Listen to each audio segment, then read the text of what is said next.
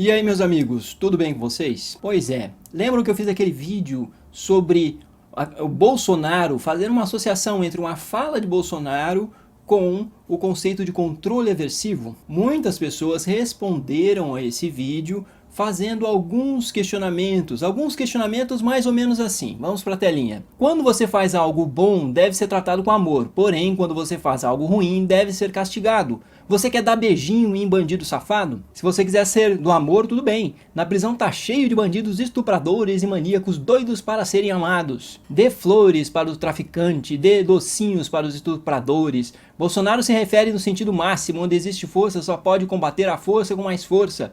Isso pensando de forma direta, claro. Pode-se combater essa força com educação, por exemplo, coisa que esse governo petista não faz. Queria ver se alguém estuprasse alguém que você ama, se você viria com esse papinho mole de esquerdista. Bolsonaro está dizendo claramente que tem que tocar o terror com a bandidagem. E eu assino embaixo, bandido tem que temer a justiça do Estado. Frank, se pressupor da sua lógica, então dialogue com estupradores, assassinos e terroristas com amor. E depois você me conta a reação que eles tiveram com esse seu amor. Então vamos lá, porque a coisa não é tão simples assim. Se vocês repararem bem, no texto de meu último vídeo, eu não utilizava a expressão de que sempre deveríamos agir com amor ou nessa linguagem genérica. O que eu dizia? Eu dizia que é mais desejável o caminho do amor do que o caminho da dor.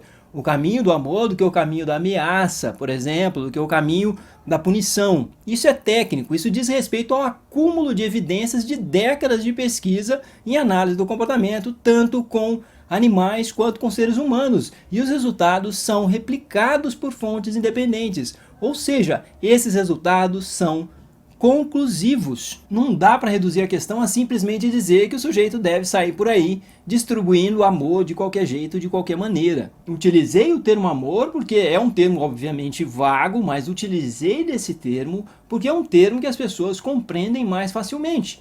Tecnicamente falando, estamos falando de reforçamento alternativo, diferencial, que não pode ser arbitrário pura e simplesmente, que não pode ser uma gratificação que você distribua a qualquer pessoa de qualquer maneira, independentemente dos comportamentos que essa pessoa exibe. Então o que eu chamei genericamente de amor, que são as gratificações, que são as consequências aprazíveis de certo modo para o sujeito, as consequências que de algum modo tendem a aumentar a frequência da resposta que o sujeito emite, porque essas são colocadas consequentemente aos seus comportamentos. Logo, se há um comportamento e esse comportamento recebe uma consequência gratificante, a tendência é que esse comportamento se repita no futuro, que esse comportamento se mantenha em função dessa consequência.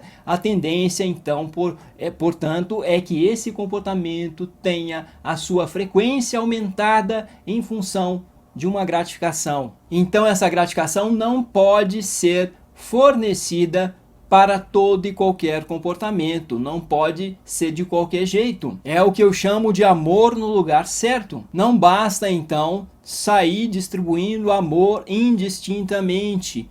O termo amor é um termo muito vago, de fato, não é o termo mais apropriado para se tratar numa discussão técnica como essa. Inclusive alguém veio falando que a educação seria alternativa e tal. É exatamente disso que estou falando de educação. Estou falando de que as interações humanas pautadas pelo índice mais baixo possível de punição são as interações mais saudáveis, cientificamente falando. Isso tem comprovação científica. Portanto, as interações mais saudáveis são as interações em que as pessoas produzem bem-estar umas para as outras de modo específico, segundo as consequências e os comportamentos desejáveis. Mas para isso, para que haja mudança de comportamento, mudança comportamental, é necessário que sejamos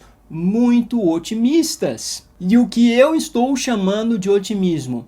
Se você deseja que uma pessoa mude de comportamento, Por mais que essa pessoa esteja sendo estigmatizada, estereotipada como mau caráter, psicopata, bandido, seja lá qual estigma ruim esteja pesando sobre essa pessoa, aliás, estigma costuma ser algo ruim, seja lá qual estigma esteja pesando sobre essa pessoa, você deve de alguma forma se pautar por uma interação que tente observar o que essa pessoa, quais são os comportamentos desejáveis que essa pessoa tem ou próximos do desejável, o que ela tem de bom ou algo que seja próximo do que a gente classifica como bom. E às vezes a gente olha para as pessoas e de fato a gente não consegue num primeiro momento conceber que existe algo de bom na pessoa.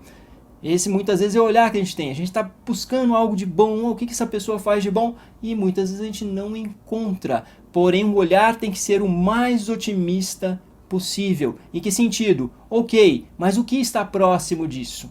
E o que estiver próximo disso deve ser gratificado. E deve ser gratificado sempre na tentativa de fazer aproximações sucessivas para com o que é desejável. Isso é técnica que vem sendo depurada por décadas de pesquisa. Vamos pegar, por exemplo, o caso de uma criança que esteja produzindo um comportamento de birra, respostas de birra. Ela está gritando, esperneando, está com a mãe num local público, está esperneando e gritando muito, provocando muito constrangimento, porque ela queria um doce, ela queria um brinquedo no supermercado, alguma coisa assim. O que fazer num contexto desse? Se a mãe estiver muito desesperada e muito constrangida e envergonhada, pode ser que ela, nesse momento em que a criança está demonstrando esse comportamento, apresentando esse comportamento de birra, pode ser que ela dê o doce que ela queria ou que ela compre o brinquedo que a criança estava solicitando. Porém, ao fazer isso, você resolve a situação, você está agindo com amor, muitos vão dizer, está agindo com amor, mas está com amor no lugar errado, não é o amor no lugar certo. A consequência está sendo fornecida para um comportamento indesejável. O comportamento desejável é a birra, cuja consequência está sendo uma mãe que dá o que a criança quer exatamente nesse momento. Então, essa criança está sendo ensinada, pelo menos naqueles contextos, a fazer birra, porque os comportamentos tendem a se manter em função de suas consequências. E no caso, as consequências gratificantes tendem a manter um comportamento. Então, essa criança aprende que, fazendo birra, pelo menos naqueles contextos, ela tende a conseguir o que ela quer, de certo modo. Então é mais ou menos esse o recado relativamente rápido e simples que eu quis dar aqui nesse vídeo. Eu quis falar de alguns comentários que foram feitos em relação àquele vídeo que fazia um paralelo de uma fala de Bolsonaro com o conceito de controle aversivo e como essas respostas, de alguma maneira, estão fazendo espantalho do que eu falei e, no caso, elas, de fato, essas pessoas parece que não compreenderam que se tratam de questões técnicas. É isso então, meus amigos. Muito obrigado por sua audiência. Se você gostou desse vídeo, clique em gostei, compartilhe, se inscreva no canal caso você ainda não tenha se inscrevido e até a próxima.